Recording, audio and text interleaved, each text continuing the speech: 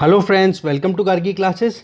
Rajasthan current affairs में आज से हम स्टार्ट कर रहे हैं अप्रैल 2021, मतलब अप्रैल मंथ के इम्पॉर्टेंट जो करंट अफेयर्स के जो इवेंट्स हैं उनके बारे में डिस्कस कर रहे हैं।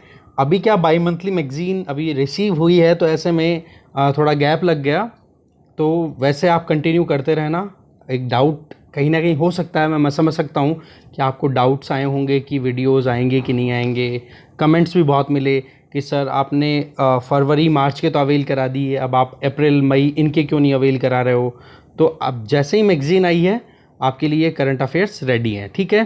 तो हमारे वीडियो को स्टार्ट करने से पहले एक छोटी सी इन्फॉर्मेशन आपको पता है ही, आपको नोट्स की रिक्वायरमेंट हो राजस्थान में geography, history, art and culture, political and administrative setup, current affairs की इंग्लिश में पीडीएफ इनकी रिक्वायरमेंट हो, या आप आरएएस के लिए प्रिपेयर कर रहे हो तो वर्ल्ड ज्योग्राफी भी इंग्लिश में रेडी है। तो ऐसे में इन सभी की पीडीएफ्स को अगर आप चाहते हो तो टेलीग्राम चैनल को ज्वाइन कर लो, जिसका लिंक डिस्क्रिप्शन बॉक्स में शेयर्ड है।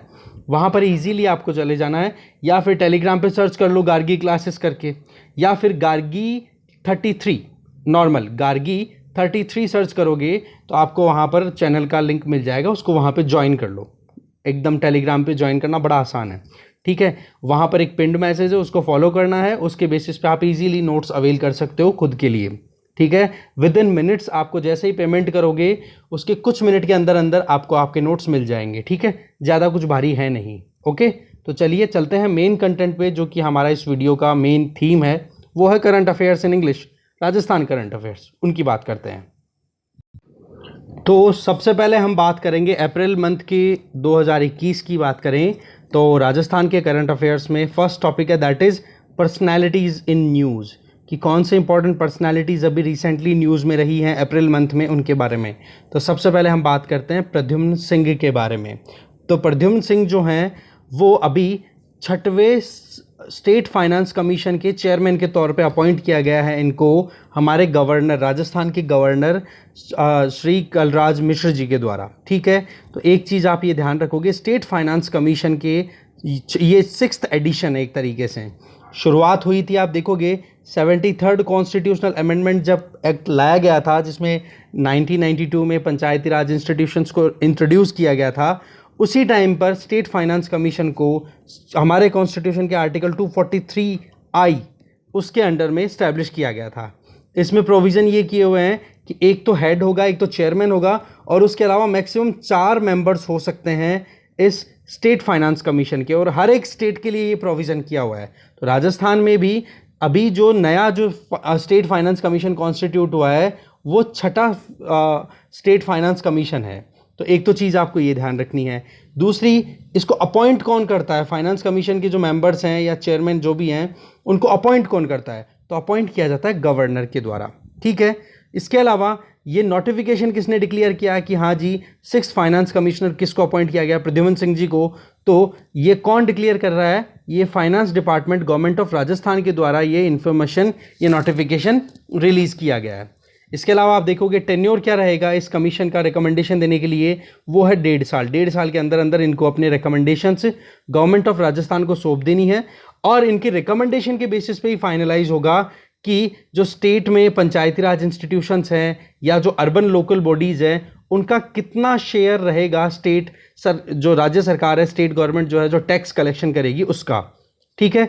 तो अब टेन्योर क्या रहेगा, ये जो रिकमेंडेशन होंगी उनके अप्लाई होने का, वो रहेगा 1 अप्रैल 2020 से 5 साल, मतलब क्या हो गया 31 मार्च 2025 तक आप इसको मान के चलो, ठीक है। तो इसके अलावा आगे आप देखो, सॉरी 2024 तक हो जाएगा, जैसे भी आप एडजस्ट कर लो एक बार। जी हाँ बिल्कुल, 31 मार्च ऑफ 2025 तक इसका टेन्योर रहेगा। रिकमेंडेशन इनको 1.5 साल के अंदर अंदर देनी है, ठीक है। अब रिकमेंडेशन दी जाएगी, उन्हीं को रिकमेंडेशंस को फॉलो किया जाएगा स्टेट गवर्नमेंट के द्वारा, जिसके बेसिस पे जो अर्बन लोकल बॉडीज़ है, पंचायती राज इंस्टीट्यूशंस हैं, इनको जो सरकार के राज्य सरकार के द्वारा, स्टेट गवर्नमेंट के द्वारा जो टैक्स कलेक्ट किया जाएगा उसका हिस्सा दिया जाएगा, ठीक है। फिर इसके अलावा आप देखोगे कि दूसरे, अभी ये जो 6th फाइनेंस कमीशन है इसकी अपॉइंटमेंट में 2 मेंबर्स का भी अपॉइंटमेंट किया गया है, जिसमें एक तो है लक्ष्मण सिंह और दूसरे हैं अशोक लाहोटी। ये सारे के सारे पॉलिटिशियन रहे हुए हैं, पर ये इकोनॉमिक्स में या फाइनेंस में एक्सपर्ट्स अपने अपने फील्ड में, तो ऐसे में इनको यहाँ पे ये एक अपॉइंटमेंट मिली है, ठीक है। तो ये ध्यान रखेंगे आप। टैक्स डेवोल्यूशन की बात मैं पहले ही कर चुका हूँ, रिपोर्ट इनको सबमिट करानी है। टैक्स डेवोल्यूशन का काम होगा कि स्टेट गवर्नमेंट के पास में टैक्स कितना कलेक्ट हो रहा है।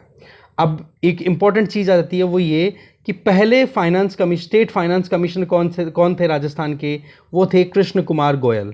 और अभी 6th में तो आपको पता पड़ी गया प्रद्युमन सिंह जी बन रहे हैं, तो 5th में कौन थे, तो 5th स्टेट फाइनेंस कमिश्नर थे श्रीमती ज्योति किरण शुक्ला, ठीक है। तो ऐसे में आप देखोगे ये बहुत ही इंपॉर्टेंट इवेंट है, बहुत ही इंपॉर्टेंट पर्सनैलिटी थी जिनके बारे में हमने जाना। आगे देखें तो नेक्स्ट आ जाते हैं इंपॉर्टेंट अवार्ड्स के बारे में। के बिरला फाउंडेशन के द्वारा जो अवार्ड्स दिए जाते हैं उनकी अगर बात की जाए तो सबसे पहले आ जाता है व्यास सम्मान।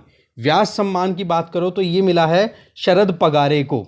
इनकी एक क्रिएशन है जिसका नाम है पाटलिपुत्र की साम्राज्ञी। तो आप ये ध्यान रखोगे, व्यास सम्मान के बिरला फाउंडेशन के द्वारा 2020 का व्यास सम्मान दिया किसको गया है, शरद पागरे को, जो कि पाटलिपुत्र की साम्राज्ञी नाम से इनकी क्रिएशन है उसके लिए।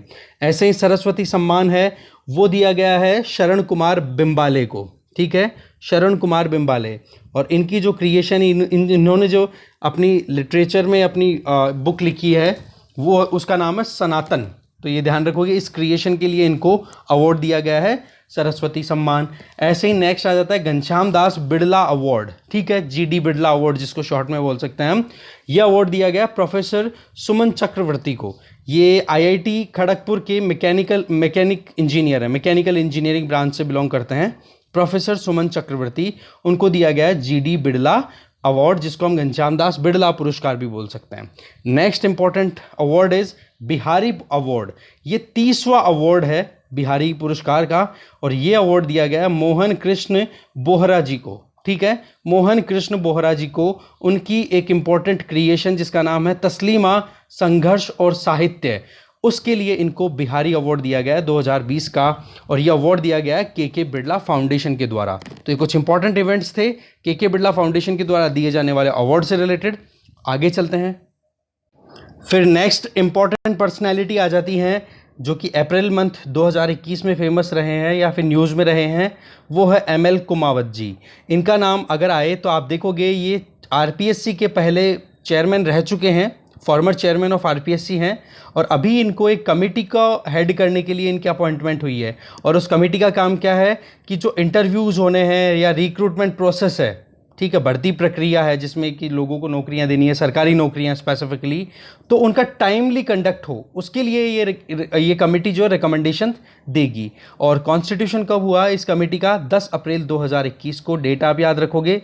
इसके अलावा टर्म्स ऑफ रेफरेंस, मतलब क्या क्या चीज़ों पर ये कमेटी काम करेगी जिसके चेयरमैन यहाँ पर एमएल कुमावत जी को बनाए गए हैं। तो आप इसमें देखो कि एक तो डिपार्टमेंटल लेवल पे कितनी वैकेंसीज है उनको फाइनलाइज करना, दूसरा एक टाइमलाइन फिक्स कर देना कि जो डिपार्टमेंट है उन वैकेंसीज से रिलेटेड एक वैकेंसी को फुलफिल करने का प्रपोजल भेजे, एक फिक्स टाइमलाइन कर दी जाएगी कि आपके पास में मान लो डिपार्टमेंट में 10 वैकेंसी है, 15 वैकेंसीज है, तो उनके बारे में आपको एग्जाम कराने वाली एजेंसीज को आप जल्दी से इन्फॉर्म करोगे। जैसे मान लो आरपीएससी ही अगर एग्जाम कंडक्ट कराए तो आरपीएससी को आप इंटीमेट कर दोगे। सिमिलरली रिक्रूटमेंट के लिए एक एनुअल कैलेंडर प्लान भी बनाया जाएगा इस कमेटी के द्वारा, और सिलेक्शन का जो प्रोसेस है उसमें लिस्टिंग कैसे होगी उसके बारे में, और जो रिजर्व कैटेगरी के या फिर रिजर्व लिस्ट जो रखी जाती है उसको बनाने का प्रोविज़न बताया जाएगा। और साथ में लिटिगेशन से बचाना, आप भी देखते हो कितनी एग्ज़ाम्स होती हैं राजस्थान में, हर एक एग्ज़ाम कहीं ना कहीं कोर्ट में जाकर के फंसती ही है। तो ऐसे में उन लिटिगेशन से, कानूनी कार्यवाही से बचाने के लिए कहीं ना कहीं टर्म्स ऑफ रेफरेंस में इस कमेटी को कुछ पॉइंट दिए गए हैं कि इन पर आप काम करोगे कि कोई भी रिक्रूटमेंट प्रोसेस जो है वो लिटिगेशन से बचे, उसके लिए क्या करना चाहिए आप सजेशन प्रोवाइड करो। तो यहाँ पर हम बात कर चुके हैं एमएल कुमावत जी की। अब आगे बात करते हैं अच्युतानंद महाराज की। बेसिकली आपको पता है कि हम आर्ट एंड कल्चर में भी बहुत बार देख चुके हैं, या फिर ज्योग्राफी में भी हमने बात की है बेणेश्वर की, ठीक है। तो बेणेश्वर धाम के हॉलिस्टिक डेवलपमेंट के लिए एक Beneshwar Dham development board constitute किया गया है। वैसे तो देखो इसका अनाउंसमेंट बजट 2019 में honourable chief minister mister Ashok Gehlot के द्वारा कर दिया गया था, पर इसको कॉन्स्टिट्यूट करने में पूरी प्रोसीडिंग्स में लगभग 2 साल लग गए। तो 9 अप्रैल 2021 को पहले चेयरमैन के तौर पे बेणेश्वर धाम डेवलपमेंट बोर्ड का फर्स्ट चेयरमैन किसको चुना गया है? अच्युतानंद महाराज जी को। ठीक है, और बेणेश्वर के बारे में हमें पता ही है कि यहाँ पर ये ट्राइबल पीपल जो है, आदिवासी जो लोग हैं, उनके लिए बहुत इंपॉर्टेंट प्लेस है। यहाँ पर आदिवासियों के कुंभ के नाम से एक मेला भी बढ़ता है। वो चीज़ें हमने पहले डिस्कस कर ली है। स्टैटिक पोर्शन आप जरूर देखो, ठीक है। लिंक सारा का सारा डिस्क्रिप्शन बॉक्स में भी शेयर किया हुआ है, और आपको ऊपर आई बटन में भी लिंक बार बार मिल रहे होंगे कि हाँ, राजस्थान करंट अफेयर्स की भी प्लेलिस्ट का लिंक आ रहा है, आर्ट एंड कल्चर का भी लिंक आ रहा है, ज्योग्राफी का भी आ रहा है, हिस्ट्री का भी आ रहा है, पॉलिटिकल एंड एडमिनिस्ट्रेटिव सेटअप का भी आ रहा है। तो ये सारे वीडियोज आपके लिए पहले से अपलोडेड है। ओके, इसके अलावा आप देखोगे इस बोर्ड में जो आप बेणेश्वर धाम डेवलपमेंट बोर्ड है, इसमें और भी मेंबर्स नॉमिनेट होंगे, और उनमें राजस्थान, मध्य प्रदेश और गुजरात के मेंबर्स भी होंगे, क्योंकि इन स्टेट्स का बहुत कुछ लेना देना है बेणेश्वर से। ठीक है, तो ऐसे में इन तीनों स्टेट्स के रिप्रेजेंटेटिव्स का प्रेजेंट होना बहुत ज़रूरी है। और राजस्थान में ये बेणेश्वर धाम डेवलपमेंट बोर्ड है, ये कौन से डिपार्टमेंट के अंडर आएगा? ये है देवस्थान डिपार्टमेंट के अंडर में। तो ये आप कुछ इंपॉर्टेंट चीज़ें याद रखोगे अच्युतानंद महाराज जी के बारे में। आगे चलते हैं। आगे फिर बात आती है अप्रैल मंथ की इंपॉर्टेंट पर्सनैलिटीज़ की जो न्यूज़ में रही हैं। उनमें है भूपेंद्र कुमार दत्त। इनका नाम इसलिए आया है कि अभी राजस्थान पुलिस कमीशन के सेक्रेटरी के तौर पे इनको अपॉइंट किया गया है। ये एक आईपीएस ऑफिसर हैं, और राजस्थान में अगर देखोगे तो डीजीपी कौन है राजस्थान पुलिस के? तो वो है मोहन लाल लाठेर। ठीक है, तो ये आप देखोगे लाठर भी लिखा मिलेगा, कहीं लथेर मिलेगा, तो कंफ्यूज नहीं होना, लाठर भी लिखा हुआ मिल सकता है आपको। ठीक है, तो अभी फिलहाल डायरेक्टर डीजीपी तो देखो मोहनलाल लाठर हैं, और भूपेंद्र कुमार दत्त को secretary of Rajasthan police commission के तौर पे अपॉइंट किया गया है, तो इसलिए ये न्यूज़ में रहे। फिर इंपॉर्टेंट पर्सनैलिटीज़ में अगर देखो तो गुलाब कोठारी जी का नाम आता है। इनको लाइफ टाइम अचीवमेंट अवार्ड दिया है एक गेम चेंजर के तौर पे। जर्नलिज्म में, पत्रकारिता में एक गेम चेंजर का काम कर रहे हैं ये। तो ऐसे में मीडिया न्यूज़ फॉर यू, ये एक एसोसिएशन है, इसके द्वारा गुलाब कोठारी जी को लाइफ टाइम अचीवमेंट अवार्ड दिया गया है। देखो गुलाब कोठारी जी वो हैं जो हैं एक इंस्पिरेशनल राइटर हैं, जर्नलिस्ट हैं, एक कह सकते हो पॉपुलर एक इंडिविजुअल हैं, पर्सनालिटी है, या फिर कहीं ना कहीं ह्यूमन वेलफेयर के लिए अपनी राइटिंग्स में ध्यान देते हैं, या साइंस से, लिटरेचर से रिलेटेड इनका बहुत सारा एक्सपीरियंस है, और राजस्थान पत्रिका में इनके देखो आर्टिकल्स बहुत आते रहते हैं। ठीक है, तो उसके बारे में आपने ज़रूर पढ़ा होगा। फिर लास्ट इंपॉर्टेंट पर्सनैलिटी अप्रैल 2021 की बात की जाए अप्रैल मंथ की, तो वो हैं बाबूलाल मारोटिया जी। इनका नाम इसलिए आ गया है कि राजस्थान में जो हैंडीक्राफ्ट में स्टोन हैंडीक्राफ्ट अवार्ड की अगर बात करें तो उसके लिए इनका नाम नॉमिनेट किया गया, अनाउंस किया गया है, और अनाउंसमेंट हुआ है अप्रैल 2020 में। और बेसिकली बाबूलाल मारोटिया जी क्या हैं? एक मिनिएचर पेंटिंग एक्सपर्ट है, मतलब जो छोटी पेंटिंग्स बनती हैं उनमें एक्सपर्ट हैं। और आप देखोगे ये जो अनाउंसमेंट किया गया है, ये अनाउंसमेंट डिपार्टमेंट ऑफ इंडस्ट्री के अंडर में है। ठीक है, बाबूलाल मारोटिया जो हैं वो आप देखोगे कि मिनिएचर आर्टिस्ट हैं, जिनके पास में एक्सपीरियंस है। राजस्थान की अगर स्कूल्स की बात करें, पेंटिंग स्कूल्स की, तो उनमें जयपुर, कोटा, किशनगढ़, इन स्टाइल्स में तो राजस्थान में एक्सपर्ट हैं ही। बाकी इंडिया लेवल में भी इनकी अच्छी खासी इमेज है, रेपुटेशन है, जैसे कि कंडवा, बासोली, मालवा, ये और डिफरेंट जो इंडिया की जो पेंटिंग स्टाइल्स हैं उनमें भी इनके पास में बहुत सारा एक्सपीरियंस है। इनको पहले से ही शिल्प गुरु अवार्ड मिला हुआ है, ये आप ध्यान रखोगे। तो राजस्थान हस्तशिल्प रत्न अवार्ड भी बोला जाता है, राजस्थान स्टोन हैंडीक्राफ्ट अवार्ड भी बोला जाता है इसको।